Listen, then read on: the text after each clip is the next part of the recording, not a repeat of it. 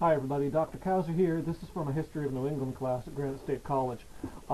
Just taking a look at how everybody's doing on Unit 2, and of course if you have any questions feel free to send me an email with them. I'm very pleased to see everybody jumping in so quickly on the discussion forums, and there's been a lot of enthusiasm in the post there, so that's been absolutely great.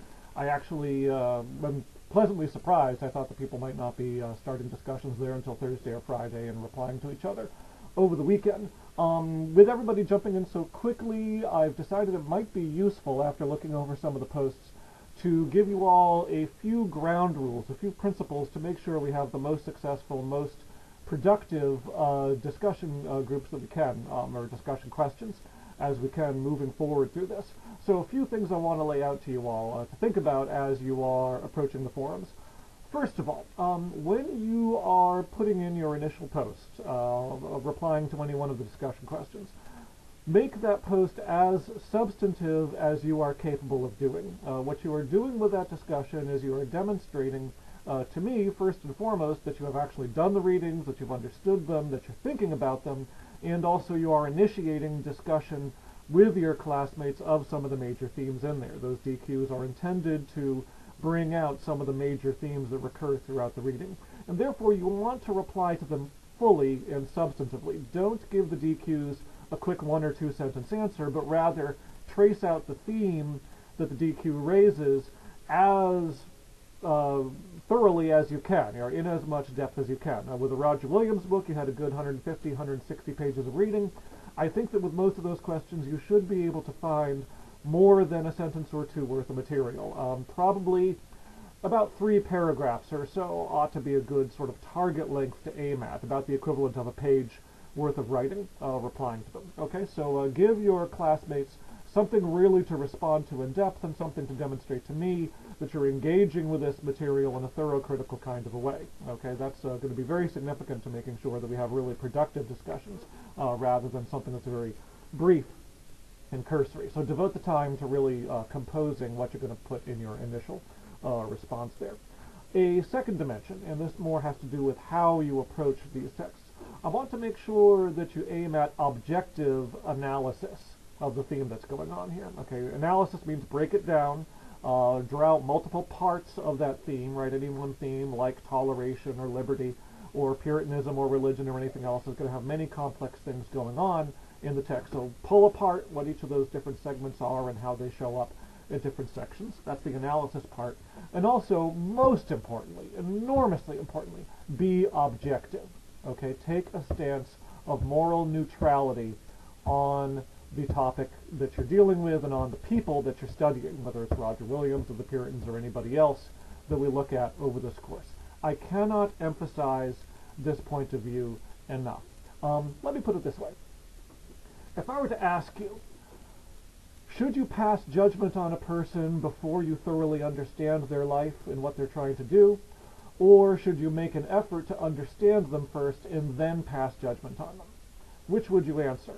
I hope that most people here would feel it's most appropriate to understand somebody as thoroughly as possible before we pass judgment on them, right? Before we decide if they're good or bad people or whether we like them or admire them or what, right? You want to make sure you understand somebody before passing a judgment on them. Understanding and passing judgment are 2 separate things, and there's really a proper order in which they ought to be done. We ought to understand why people do what they do, what they think they're trying to achieve, what their experiences are, what their context is, and only after we have a really firm grip on that, only then are we entitled to pass a judgment on them, right? Who are we to judge people that we don't even know, okay?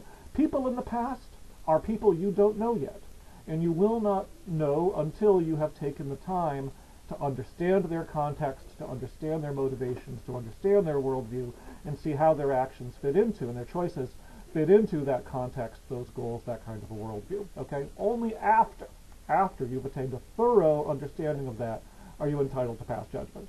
And I can tell you as an historian, it takes a lifetime to thoroughly understand the people of the past. Therefore, when you are posting, take time to go back and read over what you're planning on posting before you actually put it up, and ask yourself, am I passing moral judgments on people here? Have I done a thorough job of understanding them before I pass any such judgments? Okay, that's what I mean by objectivity. Now, obviously, at the end of the day, you are going to wind up concluding that you admire certain people and that you are rather creeped out by others or disturbed by the behavior of others. Ultimately, that's okay. I'm not asking you for your entire life to cease being a moral person. Obviously, we all want to be moral people and need to make decisions like that. But what I am asking you to do for the purposes of studying history is to suspend those judgments as much as you are able until you have a thorough, objective, analytical understanding of what's going on. Okay, that is absolutely key. One thing that is a follow-up to that, which is to be very careful, very cautious. As a matter of fact, just plain avoid comparing the past to the present. Okay, it's hugely tempting. We do it all the time, but we have this tendency to pick up on some feature of people in the past. Something strikes us, and it reminds us of something from our present experience, something we've seen in our own lives, or something we read about in the news, and say, oh, those people of the past are just like these people today. Those statements are almost always false. Okay? They're usually based on picking out just one element out of context and comparing it to one other element, often out of context in the modern day, and then saying, oh, therefore these two are equal to each other. And in the process, you wind up erasing all of the context, you end up erasing all of the detail, you end up erasing all the nuance that might allow you to actually understand the people of the past. Okay? So comparing the past to the present is a trap. It is dangerous. It will lead you to misunderstand what you're looking at, and therefore try, again, as much as you're able. I know it's terribly tempting and terribly difficult to do this completely, but try, for the purposes of this class, to put your blinders on, shut the present out for a little while, and try to understand what's happening in the past on its own terms. Right? Again, people deserve to be understood on their own terms before they get compared and sort of shoved into the same category, the same boat, with somebody else that they really don't have anything to do with. Okay? You would treat people in the present with that kind of respect. Make sure you treat people in the past with that kind of respect also. Very, very important. Finally, a second, well, not finally, but while I'm on the issue of objective analysis, on one last point here, beware of ever explaining how people behaved or what people thought by saying they were ignorant, or by saying they were not as advanced as we are today, or by saying they were barbaric or evil or anything of that kind. Okay, all those sort of negative terms used as an explanation really don't work. Okay, and the reason that they don't work is all those negative terms are saying what the people in the past were not, right? What they did not know, what they did not think, what they did not value. Doesn't tell you anything about what they did think, about what they did value, about what they did believe. Okay?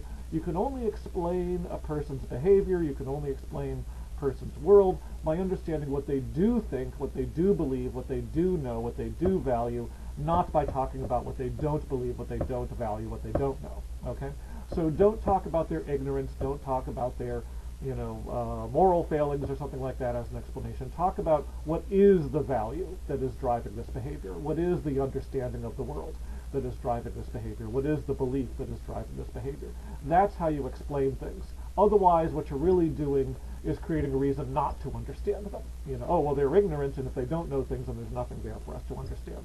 Make sure you make the effort to figure out what they do believe, what they do think, and explain on the basis of that. Okay, so objective analysis is going to mean A, suspend your judgment, focus on understanding what they're doing on their own terms rather than imposing your judgments on them prior to understanding them. Secondly, it's going to mean avoiding comparisons to the present. Okay, that usually screws our understanding up more than it helps us understand things. And thirdly, don't explain people's behavior on the basis of negatives, explain it on the basis of positives. Okay, that's always going to be the case. What they do know, what they do believe, what they do value. Okay, finally, this has to do with the actual conduct of forums. I want to encourage you to go out on a limb a little bit, make an effort to interpret what's going on, and to try to unveil the underlying dynamics, again, in an objective, non-judgmental way.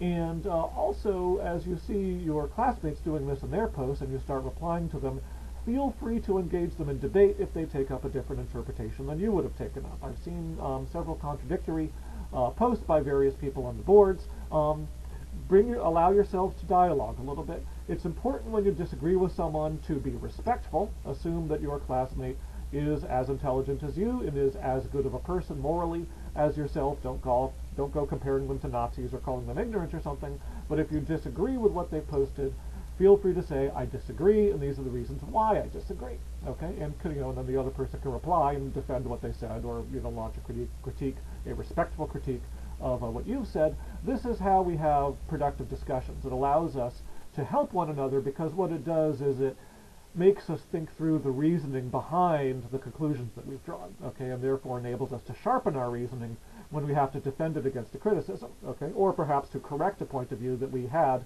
that maybe we hadn't thought through as thoroughly as we might have done. So when you disagree with somebody, don't be excessively nice and say, oh, I'm not going to comment on that because I disagree with it. State your disagreement. Say, I don't really think that's quite the way it works, because here I think something else. Do so respectfully, do so in a constructive, positive kind of a manner, but do allow yourself to engage in these constructive kind of debates. Okay, it's very much the way that these things are going to enable us to move forward, so that this becomes a class in which we learn things and become better thinkers, rather than a class in which we all just sound off on what we already know, or already think we know, or already believe, and don't really grow or learn anything from the process of taking the class. Okay, so those are just a few points I want to spur you with a little bit and encourage you to more substantive, more objective, more thorough in discussions than you may have been ready for. So now hopefully you'll start gearing yourselves up, and we'll be developing these discussions on the board. Thanks very much, everybody. Looking forward to your ongoing contributions.